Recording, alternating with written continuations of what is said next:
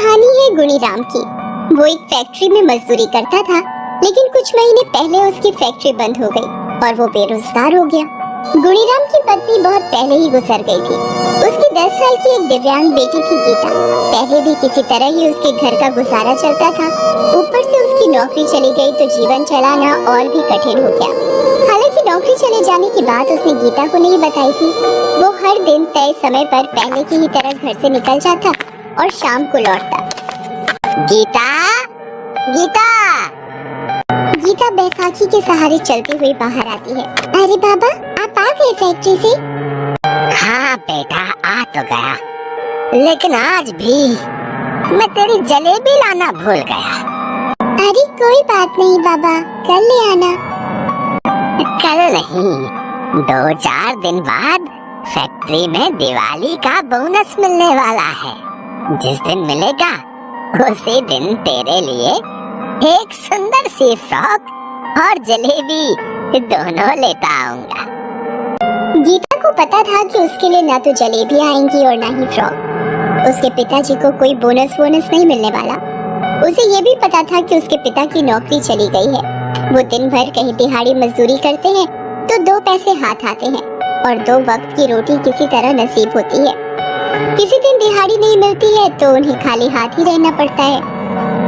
देखते देखते दिवाली भी आ गई। हर ओर कितनी भीड़ है, सभी कुछ ना कुछ खरीद रहे हैं। एक मैं हूँ जो बेटी के लिए जलेबी भी खरीद कर नहीं ले जा सकता। गुणीराम ये सब सोचता सड़क पर चला जा रहा था। तभी एक बड़े से कपड़े की दुकान के बाहर खड़े पुतले पर उसकी नजर गई। उसने बहुत अच्छी फ्रॉक पहन रखी थी। वो उस फ्रॉक को गौर से देख ही रहा था कि दुकान के अंदर से दुकान का सेठ बाहर आया और उससे पूछा, ओए, तू क्या घूर रहा है यहाँ? चोरी वोरी करने का इरादा है क्या? तू तो शक्ल से ही चोर लगता है। अरे नहीं साहब, मैं तो बस अपनी बिटिया के लिए ये फ्रॉक देख रहा था। कितने की है ये? तेरे औकात के बाहर की है। चल जा अब यहाँ से। सुबह सुबह पता नहीं कहाँ से चले आते हैं। औकात के बाहर? गुणीराम के कानों में ये शब्द पूरे दिन गूंजता रहा। उस दिन गुणीराम सारा दिन दिहाड़ी की तलाश में भी रहा, लेकिन उसे कोई काम नहीं मिला। शाम को जब वो घर लौट रहा था तो उसने देखा कि उसके जेब में सिर्फ 5 रुपए बचे थे। आज भी कोई काम नहीं मिला मुझे। जेब में सिर्फ 5 ही रुपए बचे हैं। घर में राशन भी 2 ही दिन का बचा होगा। हे ऊपर वाले, क्यों तू हमारी औकात के बाहर दुख हमारी किस्मत में लिख देता है। उदास मन से वो घर पहुंचा। गीता उसी का इंतजार कर रही थी। क्या बात है बाबा, चेहरा इतना उतरा हुआ क्यों है? अरे कुछ नहीं है, वो पेट में बहुत दर्द है। मैं सो जाता हूँ, आराम करूँगा तो ठीक हो जाएगा। गीता को पता था कि उसके पिता के पेट में कोई दर्द नहीं है। जब भी उन्हें दिहाड़ी पर काम नहीं मिलता वो भूखे सो जाते ताकि राशन एक दिन और अधिक चल सके। कई बार उन्होंने ऐसा किया है। हालांकि वो खुद भूखे रह जाते, लेकिन गीता को कभी भूखे नहीं रहने दिया। अगले दिन दिवाली थी। गुणीराम सुबह सुबह घर से निकल गया। उसके जाने के बाद गीता पास वाले लक्ष्मी मंदिर में गई। माँ देख, आज दिवाली है, लेकिन मेरे पास ना तो दिया है ना बाती।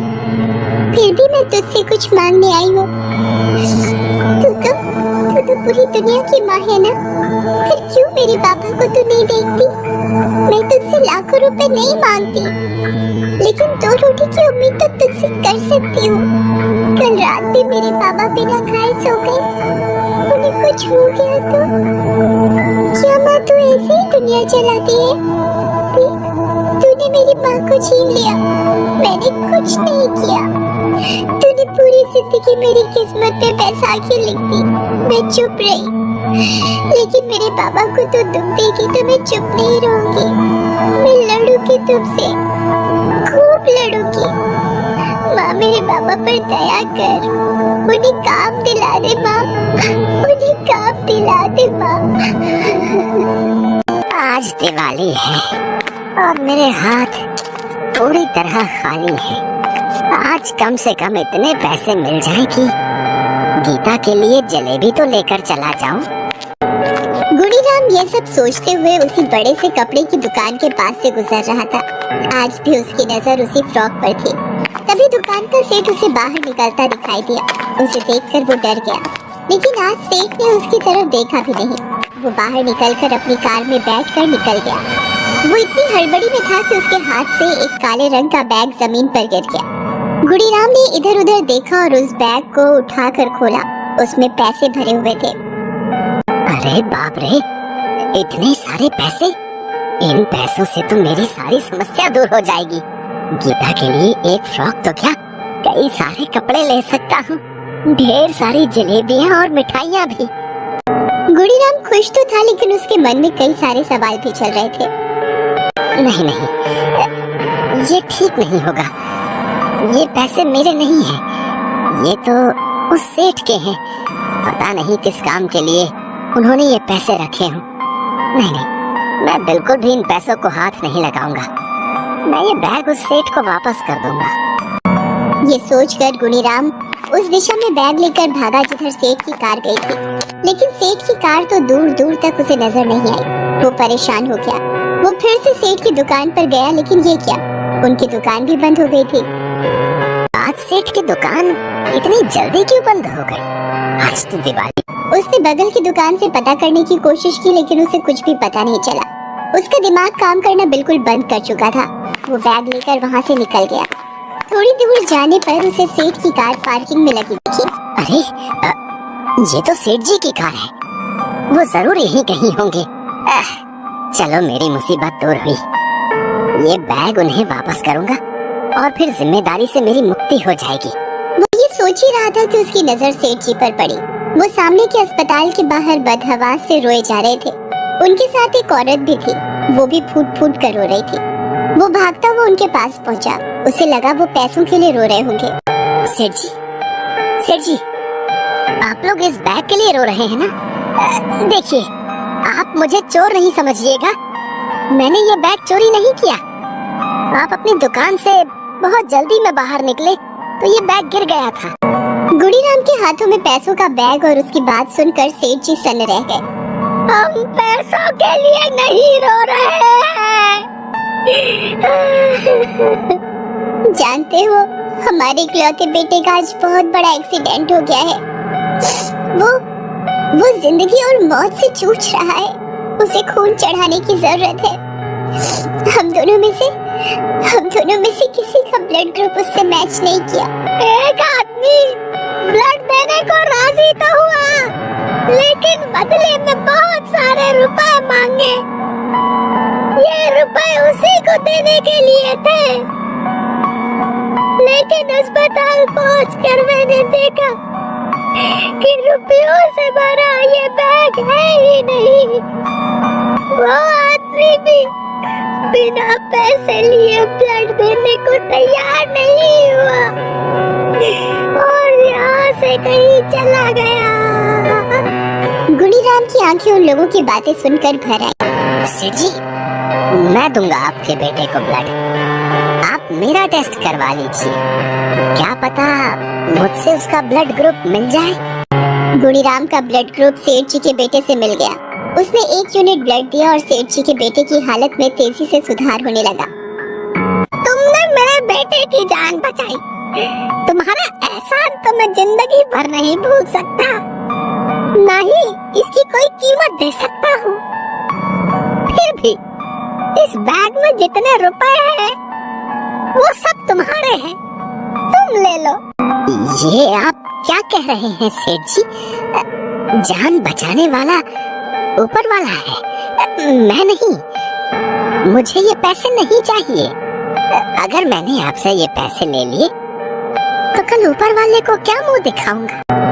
सेठ जी को वो दिन याद आया जब उन्होंने इसे चोर कहकर अपनी दुकान से भगा दिया था।